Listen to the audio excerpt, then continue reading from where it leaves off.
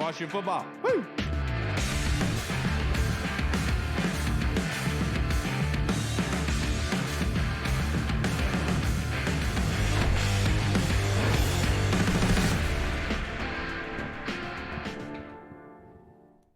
Hello, everybody, and welcome to the Burgundy Zone. The Burgundy Zone is part of the Frederick Podcast Network. You can find out more at www.listenfrederick.com. I am your host, Kyle. I am joined by my co-host, Michael Hall. We will be joined by Reed later on, but for the time being, we've replaced him with another Mike, a more, I guess you could say, the funnier Mike, Mr. Michael Phillips of the Richmond Times-Dispatch. How are you doing on this beautiful Monday, Mike? Great to be back, and never a shortage of things to talk about around here, is there? No, there is not. And the first thing I have to ask you, yesterday was absolutely incredible for NFL fans. I mean, have we seen a better Sunday of football ever? No, it was fantastic. Look, I mean, the last 2 minutes was so great in that Chiefs game, but the first half was great too. There were at least 4 jaw-dropping throws in that first half, like before we even got to the part that was amazing. That was fun. So much fun. Yeah, so much fun. And to kind of piggyback off that and kind of, I guess, tie Washington into this, you look at those two teams last night, especially like you just mentioned, the Bills and the Chiefs, and then you look at Washington and you're kind of just like, can we be that, please? So my question would be, obviously they need a quarterback, but a lot of hype was made that they can build the team out and kind of just drop the quarterback in. In your opinion, how close is Washington, not to those teams last night, but at least to being maybe one of those top 5 to 6 teams in the NFC that can kind of compete for a championship in the NFC? You know, I came into this season thinking that the playoffs were not an unfair expectation, and obviously I'm going to go into next season with the same expectation. I think the roster is built well. I think the coaching staff is solid. I think they're built to win, and I don't know. I think the expectation should be the playoffs, and of course, then you borrow that old saying, once you get there, anything can happen. Now, I don't think that anything involves beating either of those teams that played last night. They're just clearly way better. But I was struck by something else yesterday. Patrick Mahomes, not a top 5 pick. Josh Allen, not a top 5 pick. And then you look at the other game, obviously Brady, of course, well documented, not a top 5 pick. Matt Stafford, the low number 1 pick of the group, languished for so long in Detroit before he finally found his team and his coach there with the Rams. So for everybody saying, it'll never happen. It happens for strange teams and strange places. And, you look back at the draft even a couple of years ago, obviously Burrow's going to be a star. But Tua's kind of on the rocks. I think you'd say you'd rather have Justin Herbert at this point in time, who was picked later. So, there's an ample body of evidence out there that you don't have to pick number 1 to get that guy. But you got to find him. It is all that matters is having that guy. Jimmy Garoppolo notwithstanding, I think every other team in the playoffs would tell you they're not there without their quarterback leading them there. Yeah, that's a good point. That's a solid point. A good argument against it, Michael. But you kind of threw everyone for around the side last week, kind of took everyone by surprise with your article about the stadium relocation and kind of giving an update for everybody. So if you can you kind of educate us on the timetable for this? When do you think something could be coming to happen with the new Virginia governor really coming out and trying to pull Washington to Virginia? Yeah, very strong push coming from the Virginia side. They passed legislation essentially creating the framework to approve a stadium deal. Now, that does not mean a stadium deal is in place, but this is a pre-approval of sorts. So the deal would allow a group of people appointed by the governor to sign off on a stadium. So, in your traditional order of operations, you've got, team proposes a stadium. They go to the lawmakers vote on it, something happens. This is a slight reordering of that process. So this would be, team proposes a stadium, somebody's authorized by the governor to go over there, sign the piece of paper, make it happen, skip that step. We've seen some very aggressive moves from Virginia. I think back to Terry McAuliffe, who was the same way. He's a Democrat, so it's not necessarily a party line issue, but it's very clear this is going to be a signature issue for Glenn Youngkin, the new governor who's a Republican. This is something he feels very passionate about. This is something the legislature appears to be behind him on in wanting to get done. And you contrast that with the other 2 states. I think it's clear Virginia feels whether it's true or not, that I think Virginia perceives they have the lead right now in this contest. Now, Michael, let's just say it's not Virginia, and I know that there are some other aspects of it. DC is a long shot at this point, as far-fetched it's considered. But what are some undercover, maybe some underestimated kind of locations that could possibly come up that would be good fits for the Washington football team's new stadium? Well, we'll spend another second on DC because we'll just say everybody wants RFK. Right. That's acknowledged. Why are they building in Virginia? Because they can't get RFK is the answer. Everybody wants RFK. Everybody with the team wants RFK. Everybody in the fan base wants RFK. Nobody out here is shopping around saying, can we find something better than RFK? That's not what anybody's doing here. It's just for a variety of political reasons that, we can break down in detail, but it's just safe to say it's not happening. That there's not a sense that it's going to happen. So it's time to boot up some second choice options. Now, I can tell you the team's perspective, which is, the closer to the Beltway in the city, the better, which I think is certainly a common sentiment among fans. A lot of the Maryland talk is revolved around National Harbor, which obviously is as close as you can get to Virginia without being in Virginia, something central for the fan base. From the state's perspective, though, they've got different incentives. They would love to see a big complex out in Loudoun. And I know that fans will roll their eyes at that, particularly fans who are on the Maryland side or in downtown DC. But Virginia is saying, hey, if we're going to invest $1 billion, which is probably not an outlandish number when this thing's all said and done. Not to say they'll give Dan $1 billion. No. Not to say they'll give Dan $1 billion directly, but they're probably going to pour $1 billion into this thing. As a state and as taxpayers, what are they getting for their money? And they want to, stretch the bounds of the metro area. They want to recenter what's perceived to be the center of power in DC, the regional centers of power. And, if you spend $1 billion and you redevelop inside the Beltway, well, shoot, people already want to live inside the Beltway. Like you didn't accomplish any economic development there. You just took an area that's doing well and gave them more things to do well with. But, if you pick a spot out by Dulles out in Loudoun County, you've got the potential to transform that area, to redevelop that area, to make it more urban, and to produce the kind of lasting economic transformation that you would want for $1 billion. So, those are your two competing objectives there. The team obviously wants to be as close to the city as possible. I think the state would rather have them out in Loudoun at this juncture. Yeah, and to piggyback off that as well, say it does go out in Loudoun County somewhere, and the Maryland side of guys kind of, like you said, are angry and they're going back and forth. Or like the Virginia side is, they've been driving to Maryland for years, so it's like Maryland side to drive to Virginia. Right. And I think I heard JP Finley say that he looked into it a little bit, and 30% of the season ticket holders are from the Maryland side of the fan base. So my question would be, for a organization that's trying to rebrand and kind of grow a new fan base and bring people back, do you think that it would be alienating the Maryland side if they put it out in Loudoun, or do you think that they'd be able to still grow the fan base and kind of bring more fans if they start winning? I think you would potentially permanently lose a portion of the Maryland fan base. And I don't say that lightly, but I do think you'd lose that. I think you've got to weigh that though against, I'm up in Ashburn all the time. I'm up in, Loudoun and those places. I see a lot of people not wearing Washington football jerseys. I see a lot of people running around in their Mahomeses and Allens and Rodgers and whatnot. I think, there's something to be said for, you've got to tend to the fan base you have as well and not take it for granted. Somebody's going to lose in this. Like it's too big of an area to create a spot where everybody wins. There's one spot where everybody wins. RFK, we're going back there. It's not happening. But you're going to have to pick a spot where there are winners and losers. And so, yes, if you pick Loudoun, the Maryland fans are losers and you probably lose them. But I think you count on the math working out that you can maybe pick up fans on the Virginia side of things, people who, let's be honest, that is a trek to get out to FedEx from Reston, from Sterling, from those localities there, from Manassas. I think there's a lot of fans who have become disconnected over the last 24 years because of what's happened there because of the location of the stadium.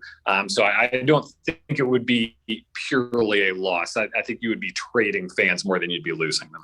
Yeah, and if this was a perfect world where we can make everybody happy, we'd be able to build a stadium on the Potomac, and then that way everyone would be okay. Floating stadium. Yes, let's think innovative here, Phillips. Now let's bring this back to on the field.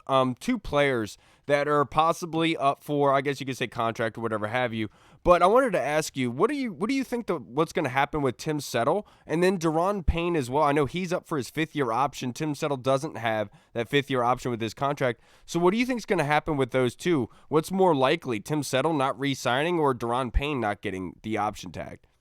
Yeah, in a perfect world, Tim Settle just hasn't been discovered enough, and they can sneak him in at a reasonable price. I don't think we're living in that perfect world. I think he's going to make a lot of money. Wow. I really do. I think other teams value him. You see what he's got, and I think somebody's going to be willing to cut that check. That said, I don't think Washington's going to concede the issue. I think they're going to be aggressive. I think they're going to try to make a play. I think Payne is a very real trade possibility. Obviously everything comes back to the quarterback. That's the first thing. And if you're talking about some of these guys that they're talking about, you keep hearing that word splash. You don't make a splash without giving up somebody good. And I think that the only probably truly untouchable players, would be Chase Young, Terry McLaurin, probably Allen too. I would put him in that untouchable camp. I don't know that anybody else is safe. If you're on the phone with Seattle and Seattle says we're thinking about trading Russell Wilson, you don't ask a lot of follow-up questions about who they want. You just tell those people that I hope you like teal and rain and Starbucks because you're playing in Seattle next year, going for Russell Wilson. It's the same thing if you've got even a hint of daylight running after Deshaun Watson. If the hang-up is who Houston wants, that's not the hang-up anymore. That player better enjoy playing for the Texans. I don't think anybody other than probably those 3 guys I mentioned can really feel safe this offseason knowing they'll be back next year, because it's the talk is real, the smoke is real. That's not to say it'll happen. There's a lot of reasons why it probably won't happen, and that is because everybody wants a star quarterback. Yep. But it won't be for a lack of trying, and obviously that puts pretty much everybody on the table. Yeah, I guess I didn't answer the other part of the question. I think they'll pick up the 5th-year option on Payne because I think it's good value either way. Even if you trade him, the other team would still want that picked up. So I think it's a logical play to pick it up. Yeah, that makes sense. Definitely makes sense. And sticking to the quarterbacks, obviously, Washington's in dire need of a quarterback this offseason. If you had to guess right now in January before free agency starts, before the draft starts, do you think Ron Rivera goes down the big splash veteran route? Do you think he goes down the mid-tier kind of the Mitch Trubisky's, Marcus Mariota's of the world route and draft a guy, or you think he just drafts a guy and starts that guy from day one? Sure. So let's put the big 4 on the board: Rodgers, Wilson, Carr, Watson. I would say those are the 4 that would qualify as a splash, unless somebody comes available who we don't anticipate. I'm going to not put Garoppolo in that club, by the way. I'm going to put him in a second tier. He's maybe not like, dud guy, but yeah, if you're talking about a splash, I think those are the 4 guys you're talking about. And I think Ron Rivera really wants to land one of those 4. So what is my prediction that it happens? That's a much tougher prediction to make because, look at each of those situations. Deshaun Watson can call his shot. He can go wherever he wants. He's got the no trade clause. He can force their hand. He's been willing to do that. Russell Wilson, I think the Seahawks would be crazy to trade him. Obviously, he wants out. Why would you let a franchise quarterback still playing good football go when I think you can make the argument that's a team that could still win football games. I think Seattle would be crazy to trade him and blow that thing up, especially if Pete Carroll's coming back. I don't know if you want him supervising the rebuild. You probably want to, give that thing another run up the hill. Carr, same thing. I don't know if I'm the Raiders, I'm not letting that guy go. I don't know that I saw enough from Mariota to say, Carr's disposable at this juncture, but he's been there a while. That's a real thing. And then, of course, Rodgers is the wild card because I think we all do assume Rodgers is getting out of Green Bay. I think there's been kind of enough smoke and noise on that for a while that will happen. So, if I had to predict one of the 4, Rodgers would be my pick. I think he'll be the most available in that sense of the word. If they don't land one of the 4, I think they won't settle. I think they would go rookie. I think that there's an understanding of the optics of, after proclaiming we're in this, we know we need a quarterback. If Mitchell Trubisky walks through that door, I think everybody knows that would just be the ultimate buzzkill to open up the new logo era. Like, I think you're far better off trying to sell a rookie, even in this draft class, than trying to sell one of those other guys. Yeah, I like to call him Harry Eli, and we just don't need that emotionless face around here, Michael. Now, to wrap this up, I have a couple questions for you. The first one being, a guy on Twitter, Jake Dunton, had reached out to us and asked a question. I wanted to bounce it off of you because I know the answer, but I just wanted you to explain it a little bit in educated terms, like how smart you are. Teams can agree to a trade before the end of this season, right? Like, they can't literally trade him yet until the new league starts, but they can't agree in terms, right? That's correct. So it's not legally binding. You remember the Alex Smith deal went down that way, happened during Super Bowl week. And a lot of times that's why those deals get leaked out, is to almost preserve the terms, so to speak. So, there wouldn't be a lot of deals that are agreed to but don't leak out. Both sides would leak out, hey, we're going to trade for Alex Smith. It's going to happen on March 13th or whatever the day is. Here's what they're getting, here's what they're getting. And that way, when March 13th hits, there's so much, like, everybody has made peace with it. Everybody knows it's coming. Is really hard to back out of that deal. I can't remember a situation where anybody ever has. But yes, it's all gentleman's agreement handshake until the new league year opens. And that is because the salary cap does not get officially set until that date leading up to that. So any moves, can't happen until there's a salary cap for next year. Yeah, and my last question, Michael, I won't keep you much longer, but do you think that the coaching staff and yourself believe, because Logan Paulson said last week on the pod that basically when you pay a quarterback, you essentially are dumbing down the rest of the team and banking on that quarterback to carry you. So do you believe that Ron Rivera and this coaching staff, this front office, believe that this team is in position, is good enough to have a quarterback to be brought in like a veteran, like Russell Wilson, Aaron Rodgers, Deshaun Watson, and they'll be able to compete year in and year out deep in the playoffs?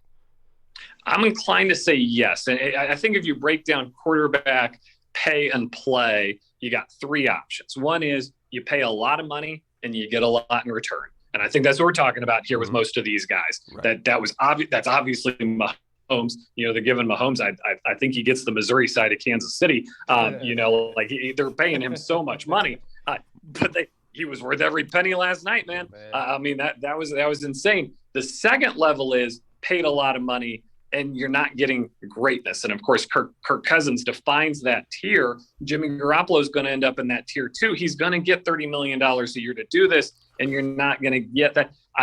We're going to argue about Dak for the next couple of years. Dak's making Mahomes money. He's making superstar money. You need that guy to lift your team. Otherwise, it's not a good value. And then, of course, the third bucket is rookie quarterbacks, who are always a great deal no matter what you get out of them, because the salary is so low.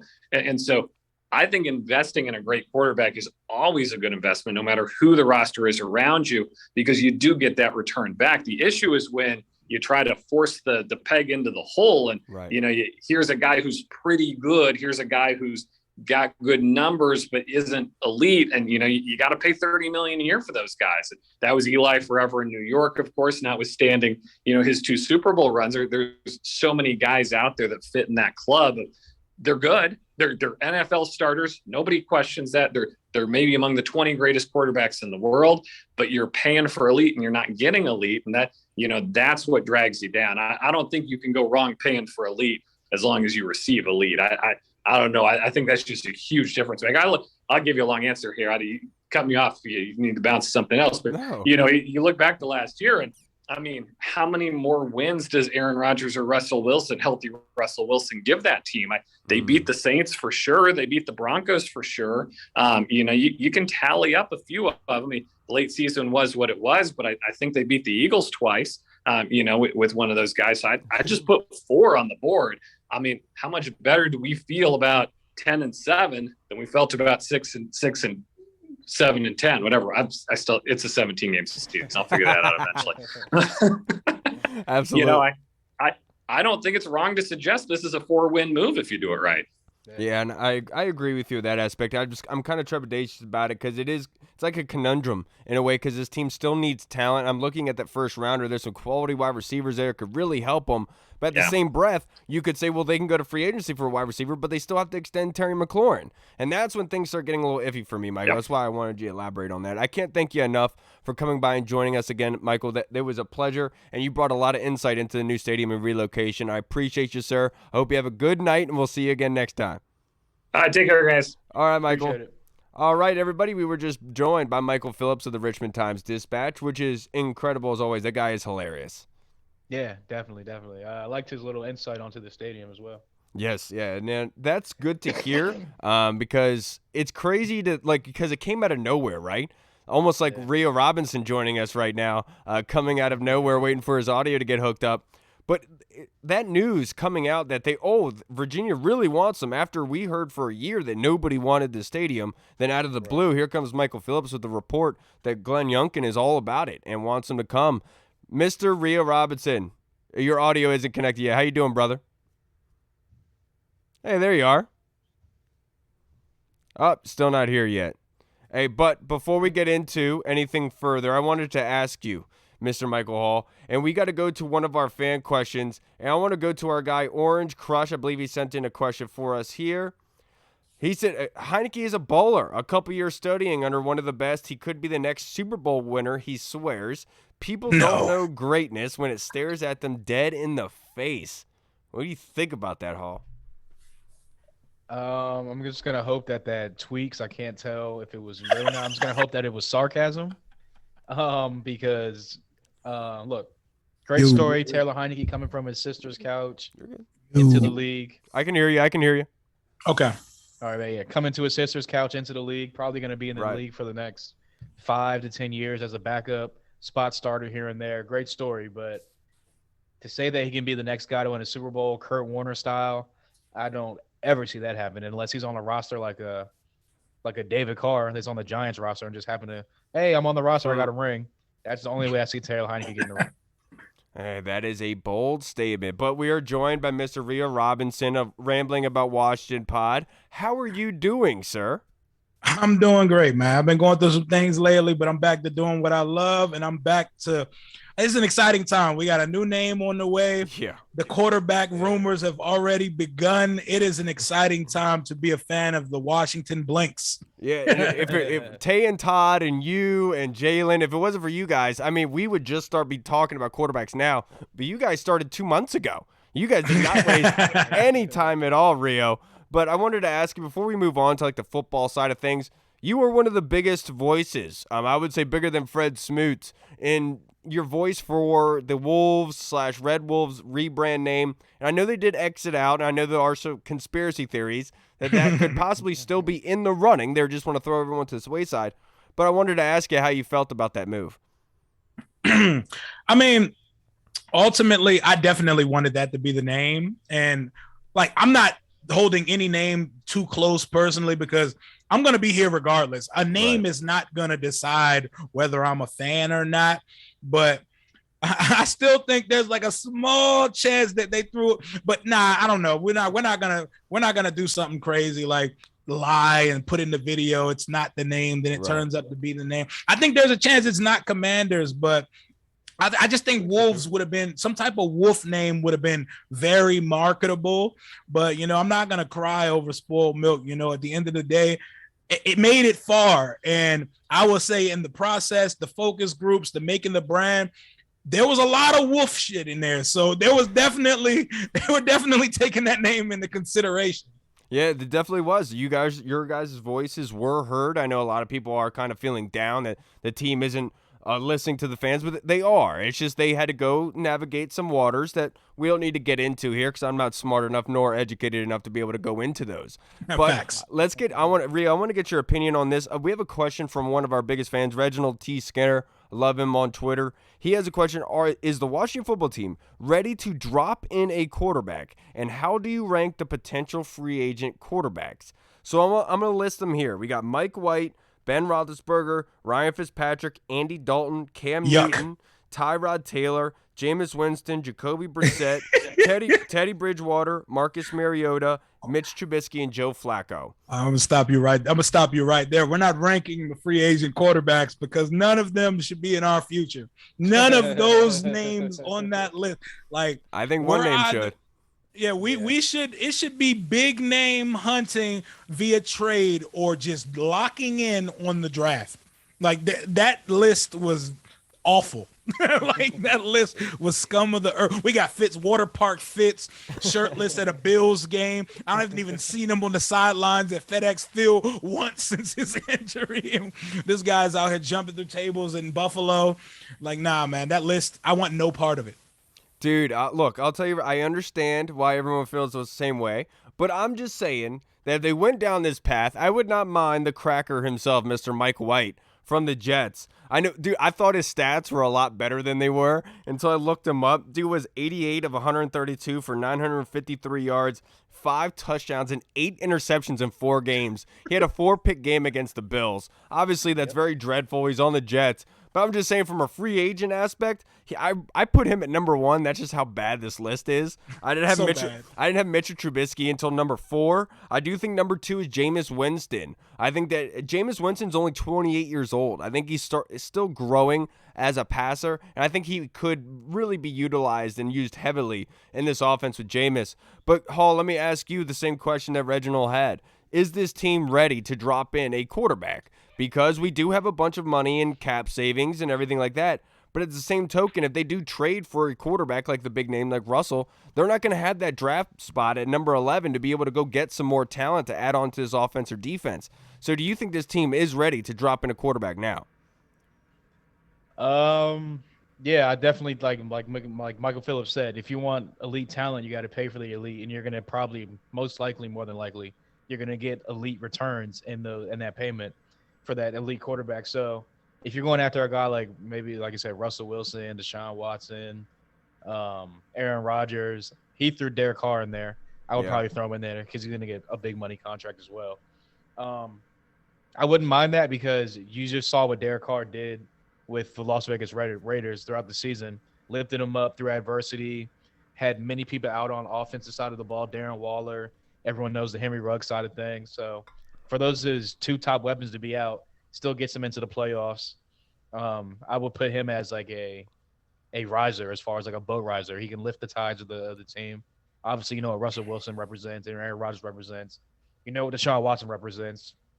Our like MVP numbers on a 4-12 team. Yep. So I wouldn't mind that route of it. Yeah, I wouldn't mind that route of it. But again, if you can't land those big 4, I'm kind of with everyone else. Just go into the draft, get a guy in the draft, and kind of hopefully build out the team even more. So when that guy does get to that 2nd, 3rd year of his contract, bam, you're ready to go. Yeah, I would agree with you in that aspect. We all want them to trade for a quarterback, but there is a seesaw aspect to it. There is a negative aspect, and that's taking talent away from other positions. And that being said, we'll go to you, Rio. Scott Hartley in the UK, he says, we know it's quarterback or bust this offseason. If it all goes wrong and you can't get the free agent you want, is there anyone in the draft to tempt you from taking a quarterback at number 11, Rio? I know what your answer is. Hold on. The question is there somebody to tempt me, like someone that we want to draft, or like? So essentially what he's saying is if we miss out on the free agent quarterbacks, if we miss out on trading for a big name quarterback in the offseason and it comes to the draft, is there anyone good enough to take us away from drafting a quarterback at 11? No, I still think it's 100%. You have to go. If we don't land one of these guys, we're either picking at 11 or we're picking higher because we traded up to make sure we got our quarterback, because that is the whole narrative of the offseason. Year 3 of Ron Rivera, a quarterback has to be put here. Look at these playoff games that we just witnessed this weekend. Quarterbacks. The outlier is Jimmy Garoppolo. He's the only one of the 4 quarterbacks left that isn't great. And sadly, I could really see him being our quarterback here. I hope that's not the case. I'm a knock on wood because I could totally see it with the Martin Mayhew connection. But Quarterback means everything. If you don't have it, you don't get a ticket to the party. The Cincinnati Bengals picked first in the draft 2 years ago. They're in the AFC Championship. That's a good point. What about you, Hall? Is there anyone there that could possibly be at 11 to sway you away from quarterback if they don't get the big name guy in the offseason? Yeah, I'm with Rio. I don't think there is. I mean, there is one guy, and it's Nakobe Dean, only because that's such a huge Baller. need as well. I don't know what happened to my camera; it just went crazy. But there it goes, refocused. Yeah, Nakobe Dean, obviously middle linebacker is a huge need. Obviously, I know everyone would go crazy if they drafted defense in the first round again. A linebacker again. Add a linebacker again. But obviously they thought Jamin could be that kind of middle of the linebacker, quarterback captain guy. Didn't turn out that way. I think they realize that now. But outside of that, no. Because again, if you're not going to get the big name guy like Rio said, you got to go quarterback at 11 or move up a couple spots to 9, 8, whatever it is. But I guess technically, if there was a guy, it would be the second most needed on the team, the middle linebacker. So I would go Nakobe Dean. Scott, I do think that if they don't get the big name free agent quarterback or they trade for one, I think that you can sit there at 11, and I think that you can wait until that second round and trade up in that aspect or back into the first. Because only because you want Desmond Ridder. A guy like Treylon Burks, wide receiver from Arkansas, he's so good. What he did to Alabama by himself, that kid is going to be a superstar. I think he is so freaking good. And then watching a guy like Drake London and what he can bring to an offense, I think that is going to be something that you really need, because when you're talking about these rookie quarterbacks, you want to be able to put them in a situation where they're going to flourish regardless. You don't want to do what you did to RG3, where you trade a bunch of assets in order to get the quarterback here, and then the quarterback's complaining because he has nothing around him because you spent all your high-value assets in order to acquire him. So for me, I would rather go down the route of getting that talent and being able to stack that box. I think Treylon Burks, I think Kyle Hamilton is the big name there, because that dude is a freaking heat-seeking missile. Oh, he's amazing. Love his game. And if he's sitting there somehow at 11, I don't know how you can say no to that at this point, because free safety is the one spot that this team has yet to replace Sean Taylor at. I mean, that dude passed away in 2006. I mean, that was 2007. That was a long time ago, and they still have not been able to replace him. Kyle Hamilton would easily be able to do that. So him or one of the wide receivers I really like in this aspect, and then go quarterback possibly in the second round to get a guy like Carson Strong I watched film on today I'm really intrigued by and stuff like that. But I know that's probably a far-fetched dream, but I would expect them to make a move for a quarterback in the offseason. And the reason I say that is specifically because of what Michael Phillips just told us. There is a huge focus on it, and that makes me very, very happy. I'll just say that right now. But the next question, Rio, I want to go to you. Scott Harley says, the unreal games in the playoffs this weekend with exceptional quarterback play. Wouldn't it be exciting to have a competent signal caller under center? Exciting. Like, it would make my whole existence, man. Like, I'm 30 years old, man. My whole life is the Daniel Snyder era of football for this team. I don't know the glory days. I don't know we don't know what it's like for a quarterback to play 5 seasons straight for us. We don't get quarterbacks to their second contract. We don't do it. It's crazy. So, like, competent, like, could you imagine? Like, I'm watching Allen and Mahomes go at it, and I'm sitting here thinking, just football, like, if you put Watson on this roster, this could be us. You put Russell Wilson on this roster, this could be us. We do not have a terrible team. We won 7 games with Taylor Heineke and without Chase Young for most of the season, without Sweat for a good majority of the season. The defense didn't turn up till 2 months into the season, and we still managed to win 7 games. It's not much. We still lost 10 games, but we were in a bunch of them. We went toe-to-toe with the Packers, the Chiefs for most of the game before it got out of hand late. A quarterback immediately comes in and makes this team something that people need to be afraid of. Yeah, and I totally agree with you. I mean, I made that tweet last night. It was like, can you just imagine how hyped this fan base would be if a quarterback like Pat Mahomes that second quarter goes to dive for the pylon to tie the game in the conference finals? I mean, I couldn't even put myself in that situation. I couldn't imagine what that would feel like. So, yes, dude, it would be amazing to be able to have that luxury. But like I said, Washington, I don't think has ever really had a franchise quarterback going back to like Sonny Jurgensen, right? Like that's one maybe you could say. And so at that point, I'm just thinking to myself, that's just not how we're going to win a Super Bowl. We're just going to have to be able to do it with patchwork. Don't say that, Kyle. Build a team and then allow the quarterback to be able to operate in there. Like Joe Gibbs won 3 Super Bowls, 3 separate quarterbacks because of how well he built this football team. You got anything to add on that, Hall? Yeah, only thing I'll add to that is there's a different era of football. You need like that consistent quarterback play to actually get you to I'll agree that next there. level. I'll agree there. But other than that, I mean, look, would I love to have a franchise guy? Are you kidding me? Like Rio said, that's like the bane of my existence. I just want a guy that I can buy a quarterback jersey of and actually not have to be like, well, guess I'm gonna have to re-up on my quarterback jersey in like 2-3 years from now. It's like, so please get it right this offseason. Yeah, I agree with you. But the next question is from Paul Fiander Turner on Twitter. If the price is too high, why not go the Niners route and make having an outstanding O-line and defense the priority over trading the future on a win-now quarterback, Rio? Because there is no such thing as future if you don't have a quarterback. Like nothing matters if you don't have a quarterback. Didn't we learn that this year? I know there's 100 people watching this right now, like screaming with Rio. like there is no what is the future? Like you look at it from Ron's lens. He's a head coach. He has a 5-year contract. NFL is not for long. You are pretty much building a roster for your successor if you don't put a quarterback on the team that's reputable in your 5 years. And we know how I know Ron's going to get all 5 years of it because he wears more than just the hat of a head coach for this organization. But like, I know people keep saying like our fan base does this thing where they acknowledge that we need a quarterback, but they don't want to spend on a quarterback, but they don't want to settle. They think a quarterback's supposed to just fall off a damn tree and end up on the roster for the cost of a rookie somehow. And we've also built the rest of the no, it doesn't work like that. Like if you find a guy that you know will solve the position for good for your franchise and you love him, you believe in him, you think you could coach him up or he's already established, go get him. The cost never matters if you're right on the guy you acquire.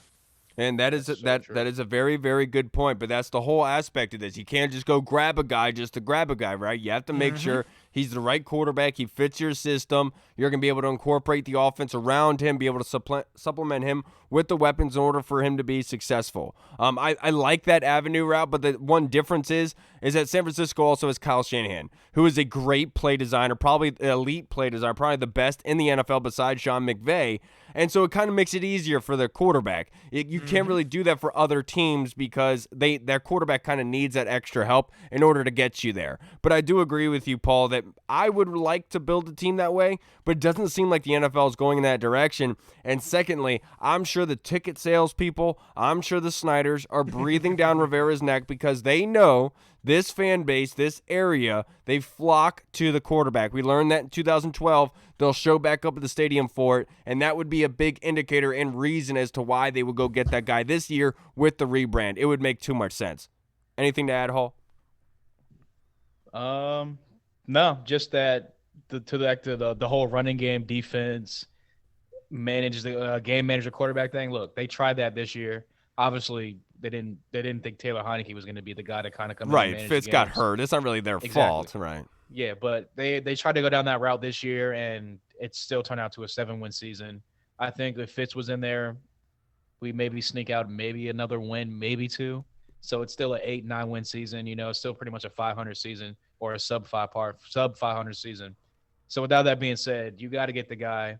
You got to go out and get that, like I said, that superstar. And like you just said, Kyle, with the rebrand coming next week, with the new stadium hopefully coming down the pipeline, they're going to need that face of the franchise guy, that quarterback. This is a quarterback-driven league. They're going to need that quarterback face of the franchise to kind of, hey, come back to the stadium. Hey, re-up on your ticket sales. We have hope. We have a dream again, like 2012. And that was the whole thing around 2012. It was hope. Not only was RG3 like balling doing his thing, but it was we actually have hope for the future. Right. We actually have we could actually be like an actual team again.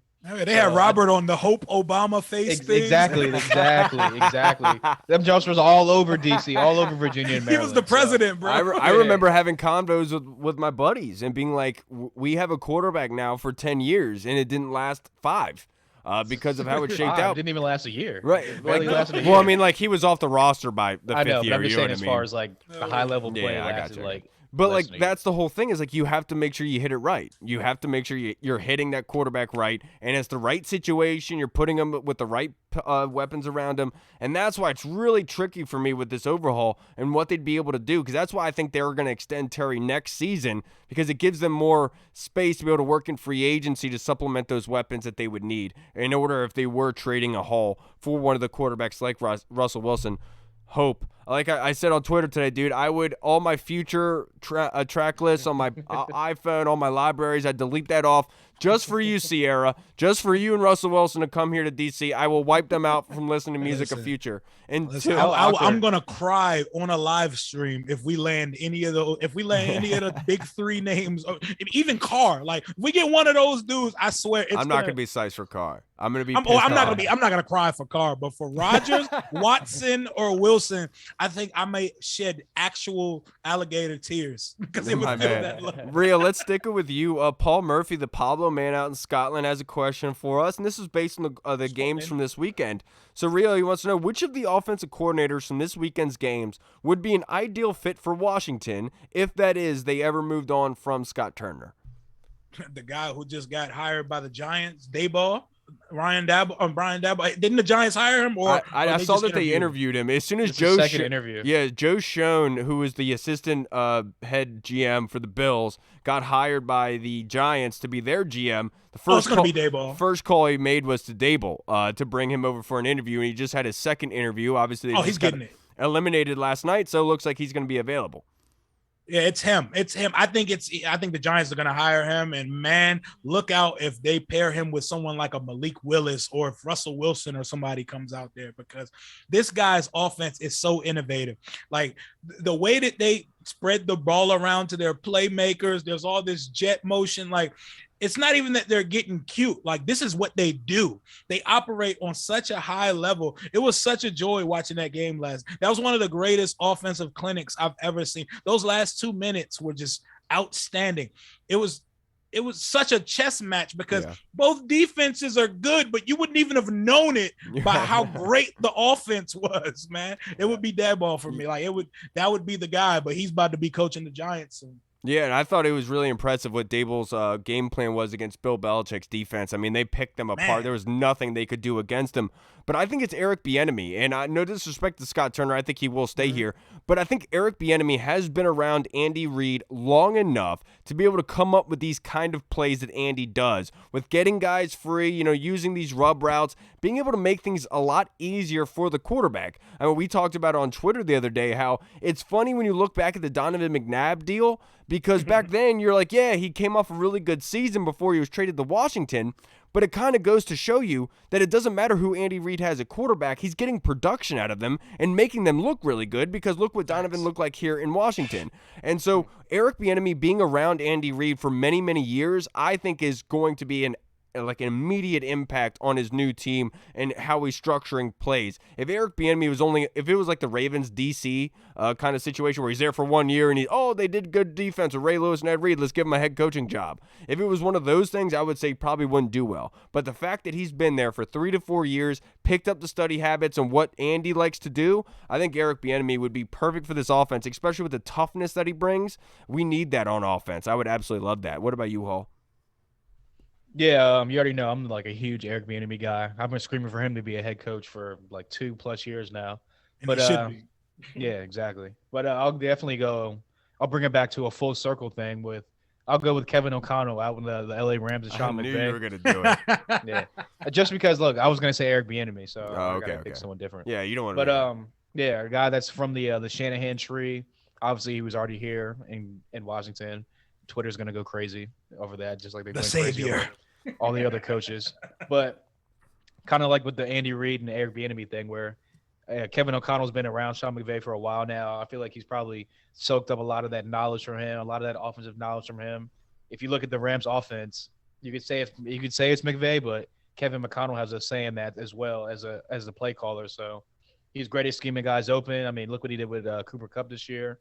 So I definitely think that Kevin O'Connell would be a great offensive coordinator. But like you said, they're not going to move on. They're not going to move on from Scott Turner unless they get a quarterback this upcoming year, and then the offense is still like, meh. Yeah, I would agree with you. Now, the next question is from our guy, Aki G. I forgot to talk about this on Friday. We ran out of time. But why is Bailey Zapp from Western Kentucky not being mentioned with the other top QBs in this year's draft? He threw for almost 6,000 yards, 5,967, with 62 touchdowns to 11 interceptions, boasting a QBR of 78.6. Why isn't he getting more run, Rio? Because he went to Western Kentucky. That's pretty much it. Because I'm gonna give you a hot take right now. He's definitely better than. I'll take him over Desmond Ridder. Oh, my guy. I'll take him definitely over Carson Strong, and I would put him right after Howell. After you go Pickett Willis, Corral, in whatever order you want to put them, and how I put Bailey Zapp up there because he's a smooth operator, man. He's a smooth operator, and he layers the ball around the field. He's one of those guys where if you don't take a guy in the first round, that you can get in the second or third round of the draft and work with. But yeah, it's because he went to Western Kentucky and he doesn't have some crazy athletic trait like a Malik Willis or like a Carson Strong. That's why there's no hype attached to his name. He's just an overall solid quarterback. Yeah, he's 6'1", 220 pounds. The best way I would describe Bailey Zapp is like almost like a Baker Mayfield type where you're putting him in that Air Coryell kind of offense. He's going to be able to get the ball distributed out. And going against that level of competition, obviously it's a lot easier for you to be able to do that. But I think obviously the kid is productive in the time that he gets. It's just obviously there's always going to be these quarterbacks that fall down the list. And generally it's because of accuracy issues and other things like that in competition level. So that's probably why Bailey Zapp isn't getting the run. But neither was Davis Mills last year. And he was probably one of the more productive rookie quarterbacks that nobody was really expecting. So I could definitely see that kind of be a different thing where he's like a Trevor Siemian type. That could come in, was really productive in college, but could be an average backup quarterback in the league. Oh, yeah, I mean, just to even add that a little bit onto that, everything y'all said is true. And even if you go back to last year, they were talking about this upcoming quarterback draft, this year's draft. It was always like Carson Strong, Malik Willis, like the same top 4 to 5 people. They've been hyped up for the last like year plus. Right. So a guy like Bailey Zapp, who had a great year this year, kind of really came out of nowhere. He's not really going to get all that hype up because you can look at it as, oh, he just had one good season and he's playing in Western Kentucky. Look at the competition he's playing. So I feel like that's a little bit of it. But if he was 2 to 3 inches taller, I think he would be.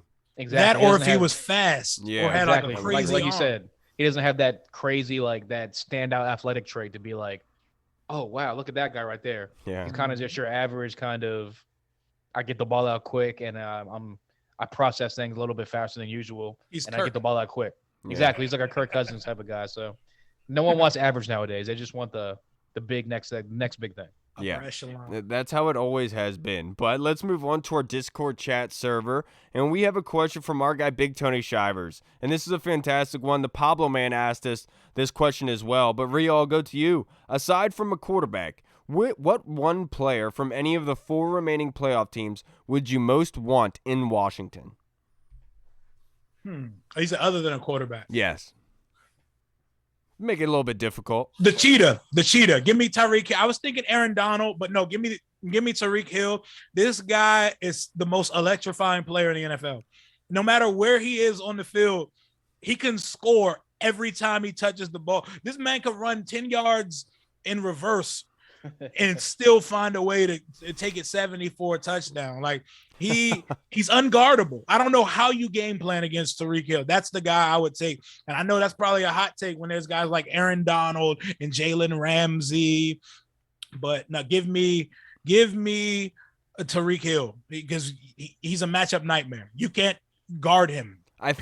I think I know where Hall's going to go with this, so I'm not going to answer yet. I'm going to let Hall go. And that's a really good one. I think we all would love Tyreek Hill here with that speed. The only thing that concerns me is them using him properly like Andy Reid does, to be able to get him open out in space and on the run and everything. Lord knows if he's running 10-yard hitch routes and he'd be getting 800 yards receiving in 17 games.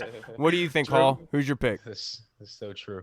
Yeah, I'm gonna stick with the same position. I'm gonna go another playmaker, another explosive weapon, Yep. rookie, Jamar Chase. Yeah, I I figured. mean, again, that's another guy. You get the ball in his hands, and he can take it from your 20 to the opposite end zone. He's a game changer. He's good in space. He has great hands, strong hands. So, I mean, look, you see what he does every week in and week out with a guy like with Joe Burrow. He's going against some of the top tier defenses in like the Steelers and those AFC defenses. So for him to just constantly put up 100 yards, 100 yard games, multiple touchdown games. I mean, look, everyone thought that them picking him over Penei Sewell was going to be a huge mistake. Now they're in the AFC Championship Myself game. included. Mostly because of Joe Burrow and Jamar Chase. So Jamar Chase would be the guy. Especially, look, could you imagine him opposite of Terry with a Man. legit Dude, quarterback? that would be stupid. We would have 2,000-yard receivers.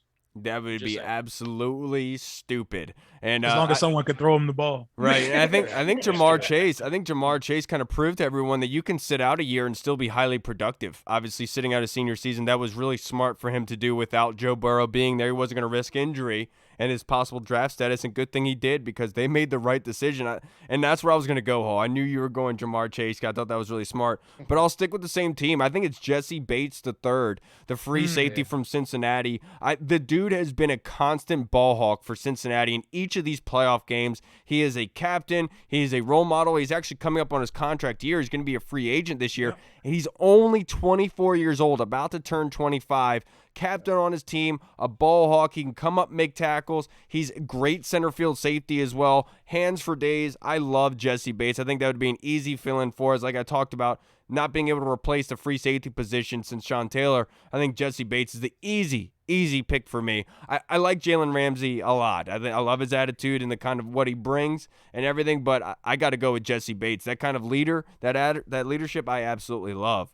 But the next question, sorry, Rio. I was thinking of making it spicy and saying Nick Bosa. That pissed a lot of our fans off. Yeah, that would be. Dude. Chase Young and the Ohio State fans, dude, they would be like, what? Well, I mean, he has a lot to prove in year 3. Yes, he does. I do think that he will take that next step. It is I crazy think so too. to see him do that pass rush move against the Patriots on Cam Newton, and then for that to be just completely irrelevant, gone and smoked for the regular season, I thought was insane. But the next question that we have is from Sergio Martin out in Spain, Rio. Can we call Tom Brady to get number 12 to be here for Washington? I don't know how we would do that, but and I don't think he's going to retire yet. I know people are throwing around that narrative. Him or Rodgers, I don't think any of them are going out like that. So I wish there was a way, but no, there's no way Tom Brady is coming to Washington. Yeah, I wish. I am the outlier there, Rio. I don't think Tom's coming back, and one of the reasons I believe that is because with these quarterbacks, ego is and pride is a big thing, right? And Tom, I'm seeing, is going on the slope down. I know a lot of people have been saying, probably for about 10 years, have been saying that slope was there. But Tom, I know I never say never with Tom, but I definitely think that he's starting to slope down at an incredible rate, a lot faster. I don't think it's a slope. I think it's going to be a straight down drop, and he should get out before his name gets tarnished. When he went to Tampa, people were piling on him that first couple games and saying that he made a mistake. He's not the same Tom without in New England and everything like that. I definitely could see those type of questions surfacing next season by week 4, and he does not look like himself, because I think that time is coming for Tom. And so I think Tom should get out now before it's too late, before we kind of lose the optics of who Tom is, the ultimate winner and everything. Like, if they don't make the playoffs next year, it would ruin things for Tom just a little bit in the public eye. So I don't think he's coming back. That's just me. Someone's gonna record this and play this back next year when he wins the Super Bowl. No, they're gonna replay that for Tom. They're gonna be like, yeah, they're gonna replay it exactly. He's gonna mention you about you. He's gonna when he's doing his little documentary about like his last Super Bowl he ever won. He's gonna be like, yeah, some guy on some Burgundy Zone podcast said I was going downhill. Sucks anyway. I use that as motivation. I put it on my locker every day. Nah, but I mean, look, I don't think he's going downhill because the dude still led the league in touchdown passes, led the league in passing yards. He was in the MVP conversation until Aaron Rodgers pretty much just took off on him. So I'm not gonna say he's going downhill on the slope. He might be baby crawling down the steps slowly. Maybe I shouldn't have said that because he did have Tristan Wirfs was out. They had David Wells starting. They didn't have their left tackle starting as well. Exactly. So obviously the AB went crazy and just quit midseason. Chris Godwin injured his ACL. That's another free agent coming up as well. That's a good point, Hall. I Washington. probably should have thought about that before I opened my mouth. It's just, I don't know, man. Tom just hasn't looked like himself, really. I know he did do really well this season with all the weapons around him and everything. It just doesn't look like his normal self, but I'm sure Tom is going to come back. He's going to be playing by the time he's 60. You mentioned it. You mentioned it's a pride thing as well. Like, you think he really wants to go out like that? He's coming back next year. You can already probably book it. Go to FanDuel right now and book it. Next year, but what happens if they lose in the division in the wild card round next year? Well, then he calls it quits. Yeah, then he calls it quits. But I just think that he's gonna give it one more run. He's gonna go out on top with the confetti falling on him. Then he's gonna call it quits. That's hoping for the Ray Lewis retirement, and I'm not sure if that everyone gets as lucky as Ray does. You know what I mean? Yeah, he was on the league loves verge of it this year. Exactly. He was on the path this year until worse and all those That's other true. That's true. AB and Godwin and all them. So. I've dreaded the day that Tom Brady retires because that's all they're going to talk about on sports radio for like a month. So it's going to be whack. But yeah, I just think that he, like you said, it's a pride thing. He wants to go out on top. He wants the confetti falling on him to be like, all right, drop the mic. Now I'm done. Right. I got 8 Super Bowl rings. Peace. All right.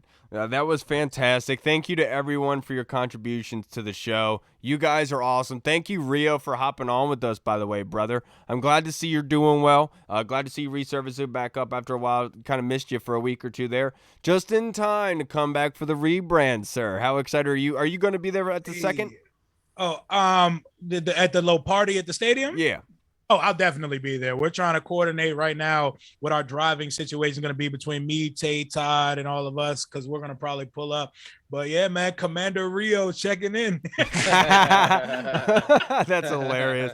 I love that you changed your Twitter name to that, by the way. Nobody caught it. Yeah, That's fantastic. Rio, before you go, obviously everyone already watching this probably already knows about you, watches your show already. But just want to plug your YouTube page and also your Twitter and your social media handles. Absolutely. Y'all can follow me on Instagram and Twitter at Rio_Robinson91. YouTube, the Rambling with Rio YouTube channel. I just recorded with Malik Willis's quarterback coach Sean McAvoy today, and I got some more heat coming for y'all. Just follow the channel, man. We're building a community over there. It's always good vibes, and you can catch me on Twitter, always stirring it up, man. Thank you for having me. Always stirring it up. That's what I love about you, Rio. You like pissing people off like I do. All right, everybody. Thank you so much for tuning into the episode. We will see you guys on Friday. I'm Kyle. Paul. And we'll see Commander you then. Rio out. Stay safe. Washington football. Woo! Hey, what's up, everybody? It's Kyle. I just wanted to say thank you so much for watching, and if you liked what you saw, make sure you hit the subscribe button and the notification bell. That way you get notified when anything new is uploaded to the channel. Also, we just launched the BurgundyZone.com. You can go there and find all of our latest news, articles, and the latest episodes that are uploaded. Again, we also have the Discord chat server, where all of our VIP folks are in, like Andy Burrows, Scott Hartley, Sergio Martin is in there as well.